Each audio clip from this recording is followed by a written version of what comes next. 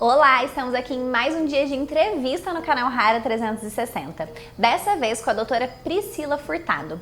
Ela é médica radio-oncologista e vai falar sobre câncer de mama. Vamos aproveitar o Outubro Rosa para reforçar esse assunto que é tão importante, entender ainda mais sobre prevenção, diagnóstico e várias outras informações relevantes que ela trouxe aqui pra gente. Então já aproveita, se inscreve aqui no canal, ativa o sininho e vem com a gente.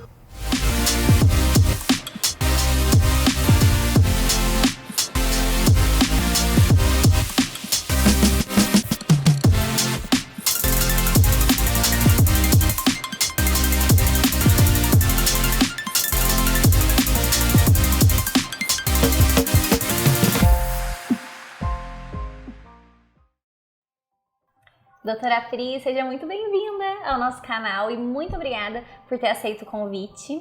Eu que agradeço, é um prazer estar aqui. Eu gosto muito de falar sobre esse tema e espero que a gente possa ajudar muitas pessoas.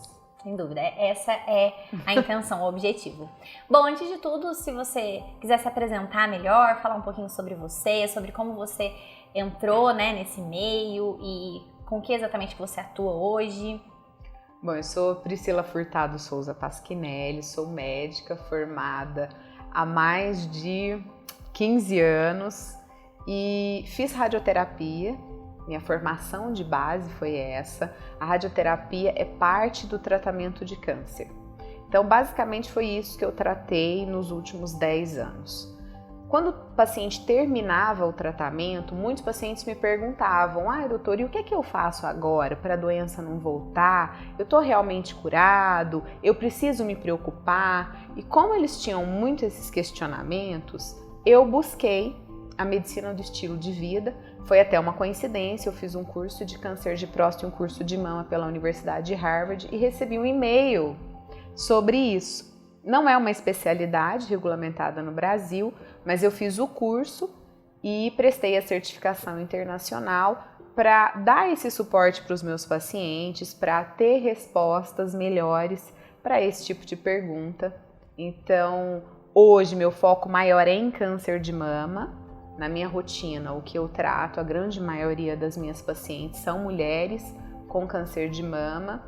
E eu sou apaixonada pelo Outubro Rosa, porque eu acho que é uma grande oportunidade que a gente tem de ensinar, de educar, de falar sobre o autocuidado e a importância disso para a saúde, tanto na prevenção do câncer, quanto para o diagnóstico precoce e para a gente aumentar a taxa de cura dessa doença.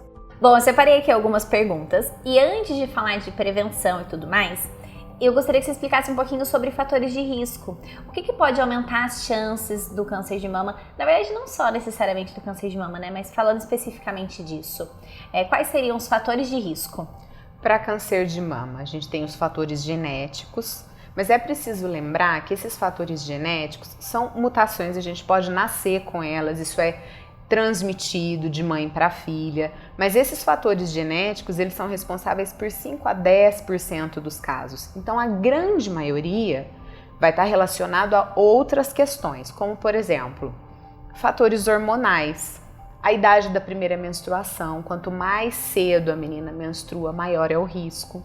Quanto mais tarde ela para de menstruar, a gente chama isso a idade da menopausa. Então, quando ela para de menstruar, se isso for tardio, principalmente depois dos 50 anos, aumenta o risco do câncer de mama. Fatores protetores que nós possuíamos, hoje nós não temos mais por escolhas que a gente faz relacionadas ao trabalho. Então, hoje as mulheres engravidam menos. Quando elas engravidam é depois dos 30 anos, tudo isso é fator de risco. Muitas vezes amamentam por pouco tempo, por já terem que voltar a trabalhar. Então a amamentação era um fator protetor, a gravidez era fator protetor e hoje nós temos poucos fatores protetores. O que mais? Fatores ambientais, a exposição, ingestão de agrotóxicos, exposição a toxinas, radiação é um fator de risco, então pessoas que realizam muitos exames em excesso ou até que já precisaram fazer radioterapia, isso pode ser um fator de risco lá na frente. E estilo de vida. E a gente precisa lembrar que sedentarismo é um fator de risco muito importante, obesidade, Então, estar acima do peso, até o sobrepeso também aumenta o risco de câncer de mama.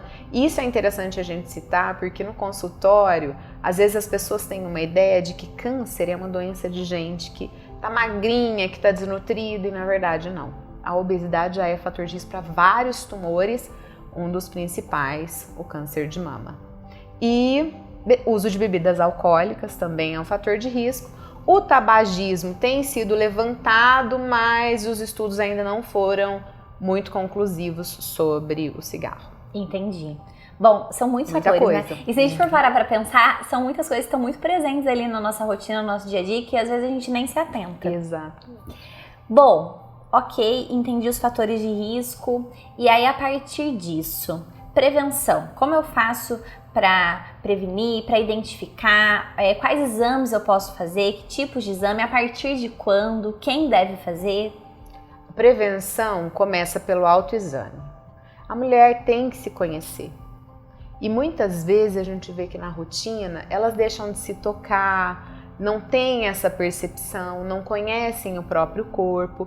Então o autoexame ele pode começar a partir dos 18 anos e deve ser feito mensalmente. A gente deveria ter esse hábito. Por quê? Porque quando você conhece o seu corpo, se aparecer um caroço, se começar a sair algum líquido pela mama, se uma mama ficar diferente da outra, se o mamilo mudar de formato ou retrair, tudo isso podem ser sinais e sintomas. Então, se você está sempre observando, a hora que ele aparece, você já procura ajuda.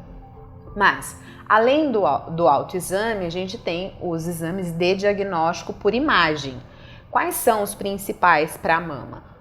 Mamografia, ultrassom e ressonância. Cada um vai ter a sua indicação. O Ministério da Saúde recomenda que a partir dos 50 anos você faça a mamografia de rotina, uma vez por ano, mas já existem guidelines americanos e europeus que sugerem que seja feito a partir dos 40 anos. Priscila, então só quando eu fizer 40 anos, porque às vezes a mulher não faz o autoexame, nunca se tocou e fica lá esperando dar os 40 anos, porque na cabeça dela é só a partir dessa idade, né? Ou às vezes, eu nunca tive nada, não tenho história na família, deixa de lado e 1, 2 anos se passam 3 anos. A pandemia foi um período que nós tivemos muita dificuldade, porque as pessoas ficaram com muito medo de procurar. Quando procuravam a ajuda médica, às vezes os serviços estavam fechados, encontraram essas dificuldades, então a gente teve um atraso no diagnóstico. E isso é muito importante, porque isso reflete na taxa de cura. Sim. Então, esse atraso a gente tem que evitar. E como que a gente evita esse atraso? Com a consciência, com o cuidado, fazer os exames regularmente. E é importante lembrar que pessoas que têm história familiar, principalmente de primeiro grau, olha, a mãe teve um câncer de mama, teve um câncer de mama muito jovem, ou a irmã, alguém faleceu de câncer de mama na família, essas pessoas precisam de uma atenção especial. Então, o ideal é que já procurem antes. Como a gente tem que passar no ginecologista todo ano, eu falo, tenha uma consulta com seu ginecologista. Nada melhor do que você procurar um profissional para te orientar. Sim. E individualizar. Então, existe a regra geral é essa, pelo Ministério da Saúde a partir dos 50 anos. Mas eu sempre falo para as minhas pacientes, porque às vezes elas falam, doutora, como eu oriento a minha filha? Eu falo, não é você que vai orientar. Vá ao ginecologista, leve para que ela aprenda essa rotina, para que ela vá todo ano, para que ela se cuide, faça todos os exames. A gente está falando do Outubro Rosa, o mais importante é relacionado ao exame da mama, mas a gente não pode esquecer que na saúde da mulher a gente tem o Papa Nicolau, Sim. que previne câncer de colo de útero, diagnostica precocemente, né? Então ter esse tipo de cuidado é importante. Eu acho que essa educação, essa cultura do autocuidado é que a gente precisa desenvolver com as mulheres. Na rotina eu vejo muito que elas cuidam de todo mundo. Começa a cuidar do marido, cuida do pai, cuida da mãe, cuida do irmão, cuida do sobrinho, vai cuidando de todo mundo. E vai se deixando para depois. Eu vejo muito no consultório a história assim, doutor, sabe o que aconteceu? Meu pai ficou doente, aí eu tive que cuidar dele nesse período, e aí eu fui deixando, aí acabou que eu não fiz o meu exame de rotina. Porque depois do meu pai, adoeceu a minha mãe. E aí eu fui cuidar da minha mãe. Aí meu exame atrasou mais ainda. E filho, e mãe, e pai, por aí e vai. sobrinhos, e vai deixando. Exatamente. Eu falo que se cuidar e se colocar em primeiro lugar não é egoísmo, né? Pra gente poder cuidar das outras pessoas, a gente precisa estar bem com a gente mesma, né? Então, não tem como fugir disso. E aí, aproveitando o gancho, quanto antes eu tenho o diagnóstico, mais fácil, melhor, mais rápido a cura, é isso? Quanto antes a gente descobre, maior é a taxa de cura. Por quê? Vou dar um exemplo bem claro. A doença começa na mama. À medida que ela vai crescendo, ela vai ganhando tempo, aquelas células podem se desprender e ir, por exemplo, para a região da axila. E dali atingir a corrente sanguínea e ir para outros órgãos. Quanto maior o volume de doença, quanto mais a doença tiver se espalhado, menor é a chance de cura. Para você ter uma ideia, a gente chama isso de estadiamento. Então a gente tem estadio 1, 2, 3 e 4. 1 e 2 são iniciais, 3 e 4 são mais avançados. No estadio 1 e 2, a gente tem até mais de 90% de chance de cura. Quando vai ficando nesses estadios mais avançados, a chance vai caindo para 50%, 30% de chance. Então, olha a diferença. Às vezes você tem uma doença altamente curável se ela tivesse sido diagnosticada logo no comecinho. Sim. Então, essa questão de ficar esperando para ver o que vai acontecer, às vezes isso tira a chance da pessoa ter sido curada pela doença. Entendi. Por isso a gente fala tanto no diagnóstico precoce, né? Descobrir a doença logo no comecinho. E pra gente descobrir logo no comecinho, tem que fazer os exames, tem que se cuidar. Se cuidando, isso aí. Sim. E acho que seria interessante a gente citar um pouquinho como diminuir, né, os nossos fatores de risco. Sim. Então, se a gente já não tem fatores protetores, né? Se a gente já engravida menos, amamenta menos, o que a gente poderia fazer? Quais são os fatores modificáveis? A genética a gente não modifica. Sim. Né? Essas escolhas, não vamos voltar a ter 10, 15 filhos, não voltaremos. Acredito que não. Então, o que resta? Atividade física, uma alimentação saudável, controlar o peso, né? Então evitar o sobrepeso, porque às vezes eu percebo que as mulheres elas vão ganhando 1 quilinho por ano ali, é isso, em uma década, dos 30 aos 40, de repente são 10 quilos, isso é muita coisa. Sim. Né? E depois para você perder fica difícil, então tem que ter esse cuidado, tem que passar em avaliação. Eu sugiro sempre que elas passem com um médico ou com uma nutricionista, gente, aprendam a se alimentar bem, né? Não é fazer dieta, mas é aprender quais são os alimentos que são mais favoráveis à sua saúde e quais não são. E nem evitar tudo, né? Não precisa ser radical. Ai, doutora, eu não posso comer mais nada. Eu vejo muito essa angústia. Outro dia eu postei, eu comendo uma pizza, uma paciente falou, graças a Deus você come pizza. Eu falei, lógico, mas eu não como sempre. Isso é de vez em quando. Se você vê minha rotina é muito mais saudável, porque eu tenho essa preocupação. E isso envolve também não fumar, né? Esse é o básico. É o tal do estilo de vida mesmo, né? A bebida alcoólica, não existem níveis seguros para bebida alcoólica, a gente precisa lembrar disso. Então, para quem gosta muito, é 1 dose para as mulheres por dia e 2 para os homens, isso não é cumulativo. Então, porque às vezes o pessoal fala assim, então eu vou acumular tudo, vou tomar 7 no final de semana. Tomar tudo num dia só. Falam, não, gente. É no dia a dia, né? São as pequenas coisas que vão construir a nossa saúde. E isso não é só pro câncer de mama ou para nenhum caso específico, é para tudo, né? Sono também é importante. O sono, ele é restaurador. É o momento em que o nosso organismo coloca tudo no lugar, então a gente precisa dormir bem.